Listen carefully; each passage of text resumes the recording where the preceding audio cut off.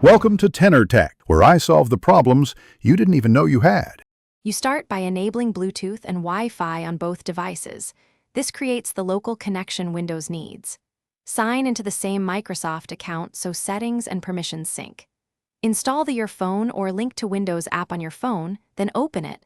Follow prompts to grant permissions for notifications, contacts, and media. Once done, select Pair on Windows. Make sure to accept pairing codes on the phone. This initial pairing establishes trust and a secure channel for data transfer. Once paired, you must fine-tune permissions so features work reliably. Confirm the pairing code on both devices, then allow notification access, contact sync, and background app refresh on the phone so messages and calls arrive promptly. On Windows, open the companion app and enable photo, message, and call syncing. Choose which folders to index. Make sure battery saver is off for the app, because restricted background activity will break live sync.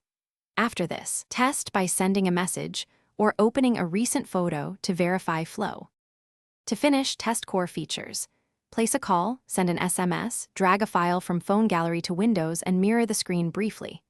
If anything fails, restart Bluetooth on both devices, quit and reopen the companion app, and reboot one device at a time.